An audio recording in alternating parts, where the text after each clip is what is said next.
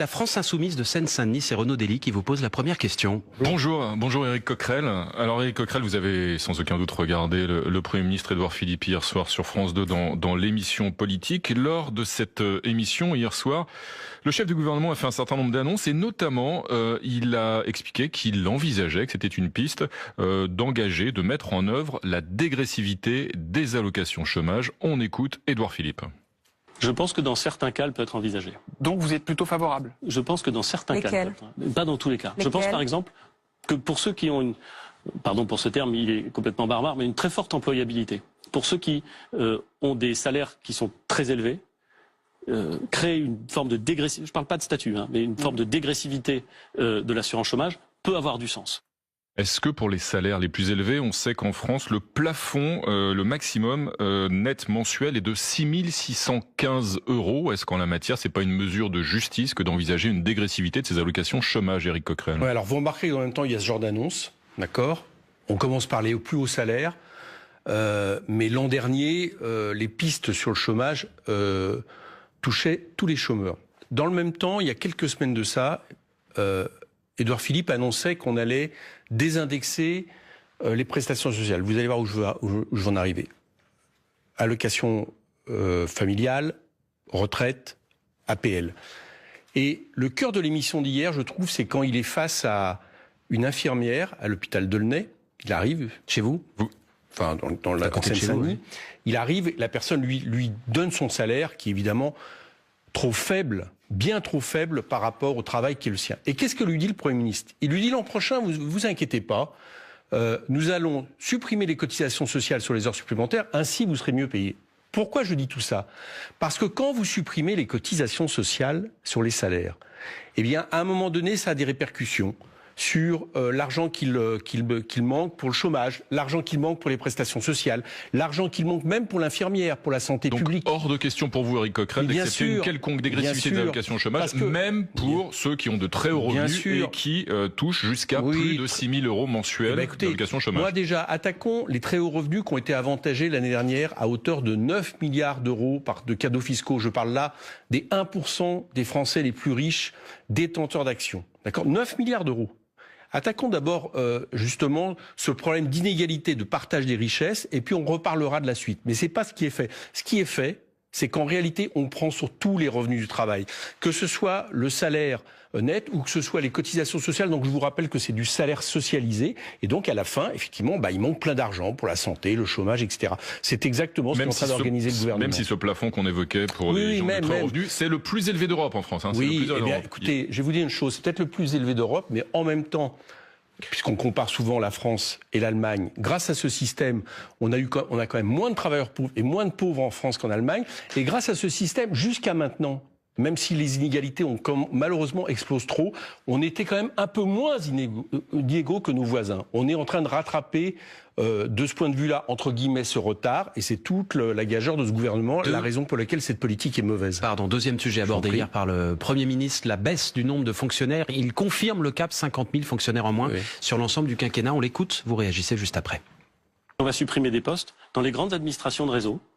On va en supprimer à Pôle emploi au fur et à mesure que le chômage va baisser. On va supprimer un certain nombre de postes à la Direction générale des finances publiques. Pourquoi? Parce que comme on fait des transformations de l'action publique, comme par exemple on supprime la taxe d'habitation, comme on a des transformations dans la façon dont on perçoit les impôts, on peut redonner des missions à ces agents qui n'effectueront plus celles-là, ou justement diminuer les emplois dans ces directions. À l'éducation nationale, il y aura un certain nombre de suppressions de postes. Éric Coquerel. 1800 à l'éducation nationale. Il y a des endroits où il y en aura plus et il y a des endroits où il y en aura moins dans l'éducation nationale. Oui, bien sûr. 1800 qui sont pas... c'est vrai, il y en aura plus en primaire. Bien sûr, c'est ce qu'il dit lui. Vous croyez vraiment qu'aujourd'hui on est dans un moment où, alors que il y a eu un baby-boom à partir de 2000, qu'on n'a même pas su anticiper sur l'éducation supérieure, en construisant le nombre de places nécessaires en faculté pour accueillir les lycéens, vous croyez vraiment que le moment est venu de dégraisser encore l'État? Il y a trop d'enseignants? Est-ce que, par exemple, prenons, là, il a parlé des enseignants, 1800 personnes. 1800 postes qui ne sont pas uniquement des enseignants, il y a aussi des administratifs sur près d'un million d'employés d'éducation nationale. Voilà, on nous vend toujours le coup, où on a l'impression que finalement, il y a plein de personnel qui sert à rien, etc. C'est absolument pas ce que montrent toutes les études sérieuses sur le service public, mais qu'importe, qui fonctionne bien en France. On a un État qui fonctionne bien, et ils sont juste en train de le désosser. Alors après, il faut pas que le Premier ministre pleure en nous écoutant, nous parlementaires, on va y venir tout à l'heure, je crois, de Seine-Saint-Denis, comme il nous a reçus mercredi dernier, pour nous dire, ah oui, je comprends, l'État n'est pas assez fort en Seine-Saint-Denis, les inégalités explosent. Alors la Seine-Saint-Denis, c'est le plus fort, mais ailleurs dans le pays, on souffre de tout ça. Et en même temps, nous expliquer qu'on va supprimer des fonctionnaires. On va supprimer 2000 fonctionnaires à Bercy.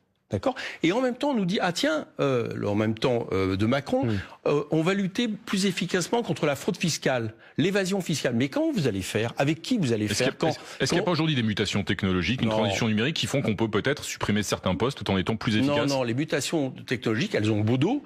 D'accord, elles servent justement à cautionner ce genre de choses. On s'aperçoit une chose dans l'État aujourd'hui en France, c'est que partout ces suppressions de postes, rendent la vie des Français plus compliquée. Sans compter le fait que, je vous ferai remarquer une petite chose, c'est que quand vous supprimez des fonctionnaires, vous supprimez des emplois. Vous supprimez des gens qui consomment, vous supprimez de l'activité économique. Parce que, on le dit jamais assez, mais les dépenses publiques auxquelles on s'attaque, c'est aussi des recettes, c'est des gens qui consomment. Quand par exemple vous décidez de construire des logements sociaux, c'est le BTP que vous faites fonctionner. Donc cette politique, non seulement elle est inefficace économiquement, tous les chiffres du premier semestre 2018 sont mauvais au niveau de l'INSEE, mais en plus de ça, elle est en train de désosser l'État, alors même qu'on avait un État qui fonctionnait dans ce pays. Éric Coquerel, vous restez avec nous, on va parler du sort de l'Aquarius, si vous voulez bien, dans quelques instants. Il en a été question hier soir sur France 2, et on va en parler avec vous, avec également un sondage qui est publié ce matin sur cette question. Il est 8h40 sur France Info. Victor Matet pour l'actualité de ce vendredi matin. Un grand abattoir partiellement détruit, on vient de l'apprendre, par un incendie cette nuit au Haut-Val-Romey, au sud d'Oyonnax, dans le département de l'Ain. La piste criminelle est privilégiée, mais aucune revendication n'a été retrouvée sur les lieux. Après la Martinique et avant notamment dans les prochains jours les îles de Saint-Barthélemy et de Saint-Martin, Emmanuel Macron est attendu en Guadeloupe. Aujourd'hui, le chef de l'État s'attaque au dossier de l'eau potable et des algues sargasses extrêmement toxiques. 250 vols annulés, 40 000 passagers touchés. Nouvelle grève européenne chez Ryanair, menée par des salariés belges, espagnols, allemands ou encore italiens. Ils réclament toujours de meilleures conditions de travail. De longues heures d'audition hier devant le Sénat américain pour Brett Kavanaugh et l'une de ses accusatrices, certaine à 100% de l'identité de celui qui l'aurait agressé sexuellement dans les années 80. Dans la soirée, le juge, toujours candidat à la Cour suprême, a une nouvelle fois reçu le soutien du président Donald Trump. Merci Victor. Toujours avec Éric Coquerel, député La France Insoumise de Seine-Saint-Denis. La question de l'immigration et plus particulièrement, Renaud Dely, celle du sort des migrants de l'Aquarius maintenant. L'Aquarius a été évoqué hier soir par Édouard Philippe à l'occasion de cette émission sur France 2. L'Aquarius n'a donc pas accosté à Marseille mais à Malte. Édouard Philippe, hier soir, a justifié la position de la France. On écoute. Sur l'Aquarius, j'assume là encore parfaitement la position. Vous dites c'est de la communication. Pas du tout, monsieur Bocquet. C'est le droit international. Le droit international maritime commande que lorsqu'un bateau porte à son bord des personnes en situation de détresse, il puisse être secouru dans le port le plus proche. Et le port le plus proche, en l'occurrence, c'était Malte pour Édouard Philippe. Est-ce que la France a été fidèle à ses valeurs dans cette affaire de l'Aquarius? Non, bien sûr que non. Le droit international, lors du l'Aquarius 1, ce qu'on appelle l'Aquarius 1, c'est-à-dire la première fois où l'Aquarius s'est retrouvé comme ça aéré en Méditerranée avec des naufragés à bord, le port le plus proche, une fois que les Italiens l'avaient refusé, malheureusement, c'était la Corse. Vous n'avez pas entendu la France dire on va l'accueillir. Donc tout ça, c'est... Et le bateau est allé en Espagne. Bon, je vais vous dire une chose. Aujourd'hui, l'Aquarius, chacun le sait, il est en escale permanente, quasi permanente à Marseille. L'association est très française. Alors si la France voulait vraiment s'enorgueillir à un moment donné, justement, d'un devoir humanitaire et d'un devoir que lui imposent toutes les lois maritimes en matière de sauvetage en mer, parce que ce sont des migrants, mais ce sont aussi des naufragés, qu'elle accorde le pavillon français au bateau l'Aquarius. Et là, il n'y aura plus de problème, parce que le sauvetage en mer explique aussi que quand vous avez un bateau qui bat pavillon de votre port, eh ben vous devez l'accueillir. Voilà, qu'ils prennent cette mesure. Mais on voit bien que c'est pas de ça dont il s'agit. Et en plus... Bon, hier, il s'est retrouvé face à Wauquiez. Franchement, c'était facile. C'était tellement, Wauquiez est en train de faire du Le Pen, donc c'est tellement extrême que lui apparaît une situation équilibrée. Mais la position française aujourd'hui, elle n'est pas à la hauteur de la question qui nous est posée et qui n'est pas centrale. Il Il n'y a pas un déferlement des migrations en France. C'est pas vrai. Il y a quelque chose aujourd'hui qui est largement, qu'on peut résoudre. Peut-être que dans l'avenir, ça sera pas le cas si on laisse faire les détériorations climatiques, économiques, de guerre, etc., dans lesquelles nous avons notre rôle. Mais aujourd'hui, on peut le faire. Donc arrêtons d'en faire la question centrale de la vie politique La française. réponse, elle n'est pas à la hauteur, c'est ce que vous nous dites, Éric Coquerel, mais elle est soutenue aujourd'hui quand on interroge les Français. Il y a les 3/4 des Français estiment qu'il ne fallait pas accueillir l'Aquarius. Comment voulez que ça soit autrement? Comment vous expliquez ce chiffre? Attendez, comment vous expliquez ce chiffre? Excusez-moi, comment voulez-vous que ce soit autrement? Je vais vous dire une chose. Hier, j'ai regardé cette émission, d'accord? Le problème majeur qui est posé à l'humanité, c'est le fait que, en termes de gaz à effet de serre, la France devrait réduire de gaz à effet de serre de 3% par an pour être fidèle aux accords de Paris. On est à plus 5% par an. D'accord? La terre brûle. C'est ça le problème central. Le deuxième problème central sur lequel on devrait se poser, c'est le fait qu'on a une gabegie financière qui part vers les revenus du capital, ce que je vous ai expliqué tout à l'heure. Et de quoi nous parle-t-on à longueur de débat? Le débat évoqué il y a Philippe, c'est nous laisser croire que parce que en France arrivent 30 000 migrants de plus que ceux qui ont le droit d'asile par an, eh bien, ça serait le problème central pour notre pays. Non, je vous le dis non. Le problème central pour notre pays, c'est le fait qu'on détériore les conditions de travail. C'est le fait qu'en termes d'environnemental et climatique, c'est un drame. Et on est en train de détourner nos yeux sur des problèmes qui ne sont pas les problèmes centraux. Ça veut dire quoi? Que les Français se trompent ou qu'ils sont mal informés sur les enjeux de l'immigration? Ça veut dire qu'on intoxique les Français. Qui les intoxique? Mais vous tous. Nous, parce qu'on parle de l'Aquarius. Non, mais vous tous, je vais vous expliquer. Hier, c'était un choix politique qui était fait, d'accord? Mettre Wauquiez face à Édouard Philippe en scène. Et là, sur la question de vous inviter vous ce matin, ils auraient pu parler climat. Je vous dis ça, c'est quand même le problème central. Vous apercevez pas que la terre brûle là maintenant et que la France n'est, contrairement à ce qu'on dit, n'est pas à la hauteur. On nous a dit que c'était Monsieur Terre, Macron. Il a été nommé récemment. Enfin, on voit bien qu'on n'est pas à la hauteur. Au lieu de parler de ces problèmes centraux, on essaie de nous faire croire que le problème numéro 1 en France et en Europe, c'est des migrants. C'est un problème.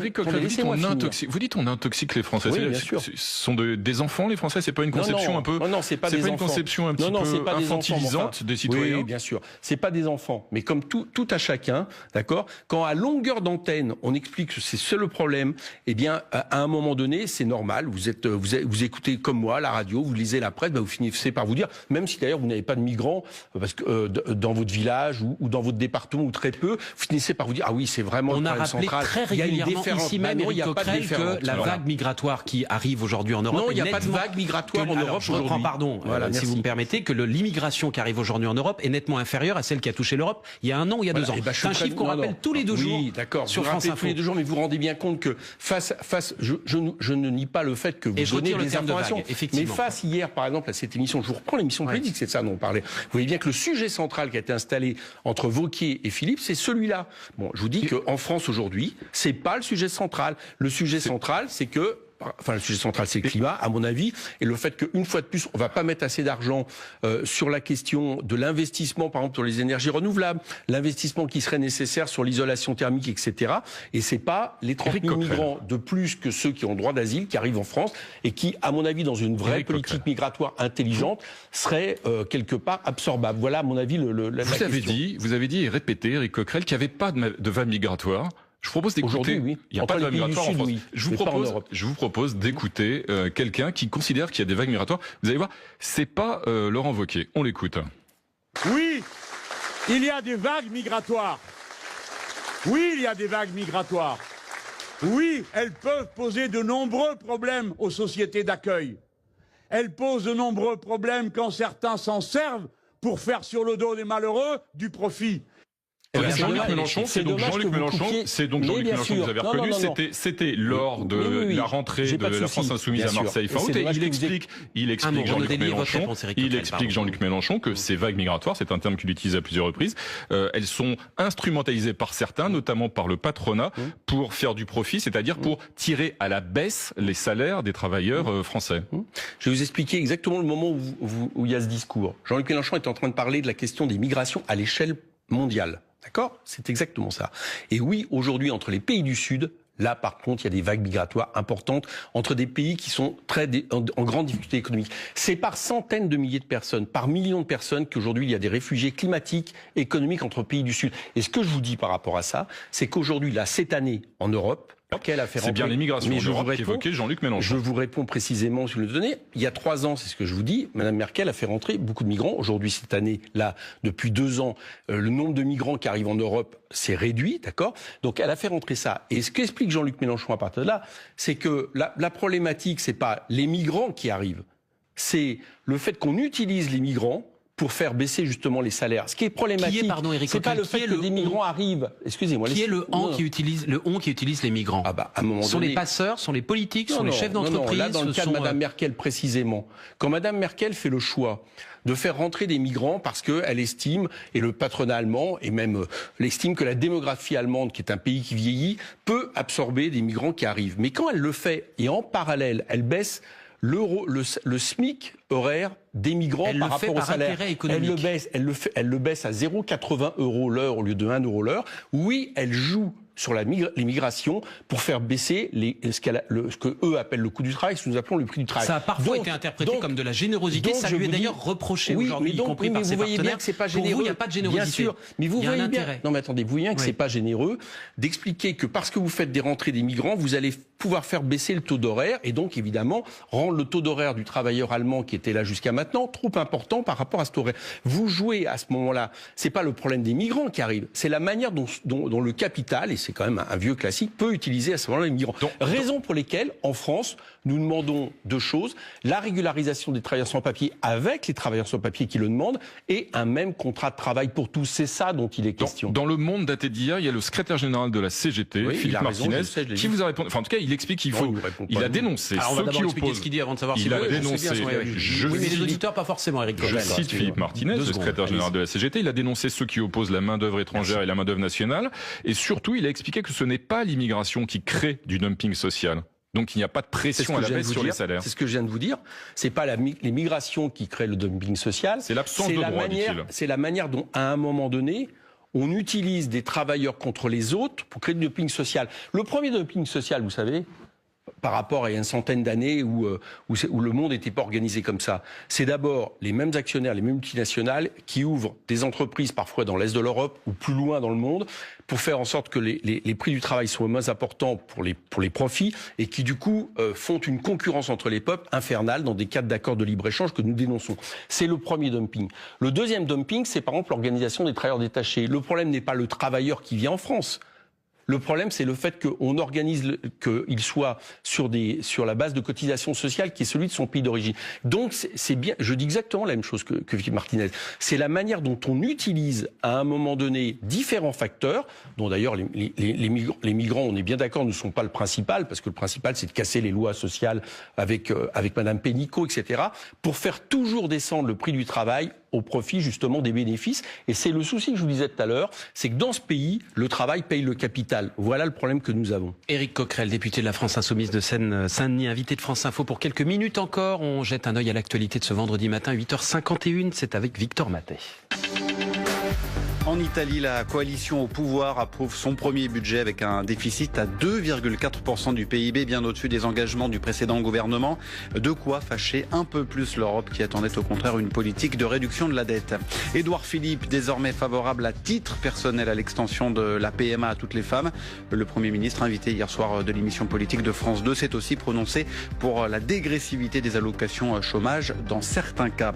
En Martinique, Emmanuel Macron lui assure que l'exposition au chlordécone sera reconnue comme maladie professionnelle. 9 adultes sur 10 auraient été exposés à ce pesticide cancérogène utilisé dans les bananeraies jusque dans les années 90. Un scandale environnemental, reconnaît le chef de l'État. La piste criminelle privilégiée après un incendie cette nuit dans un abattoir du Haut-Val-Romey dans le département de l'Ain. Le bâtiment est en partie détruit. Saint-Quentin en Yvelines, tout près de Paris, capitale mondiale du golf. Pendant 3 jours, pour la première fois, la Ryder Cup se joue en France. La traditionnelle opposition Europe-États-Unis a débuté ce matin, premier coup frappé par l'Américain Tony Finau. Éric Coquerel, on va aborder maintenant avec vous la situation à Air France. Hier, le nouveau patron du groupe, Benjamin Smith, a annoncé que l'État allait vendre les 14 derniers % du capital qu'il possède encore de la compagnie aérienne. Information démentie sur ce même plateau quelques minutes plus tard par Bruno Le Maire, qui était assis à votre place. On l'écoute. Il faut redresser Air France. C'est ça l'urgence. Il faut qu'Air France retrouve la compétitivité, dégage des bénéfices, que le climat social s'apaise à l'intérieur de ce fleuron des entreprises françaises.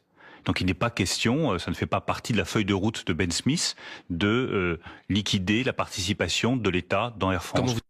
Bruno Le Maire vous a rassuré, Éric Coquerel, et comment faut-il redresser la situation en France ? Moyennement, parce que comme par ailleurs on est en train de voter la loi Pacte dans laquelle plusieurs privatisations sont prévues. Dont celle des aéroports de Paris. Dont celle des aéroports de Paris. Oui, mais enfin, c'est juste pour dire que le cours pris par ce gouvernement, c'est plutôt de privatiser. Donc il me rassure moyennement. Là, il garde les 14%, c'est ce qu'il annonce, Bruno Le Maire. L'urgence, c'est quand même de redresser la situation, quel que soit son statut, de la situation Air France. Je veux remarquer une chose, c'est que depuis plusieurs années, c'est les salariés d'Air France qui se sont serrés la ceinture, tous les salariés d'Air France, pour justement... Tous, y compris les pilotes ?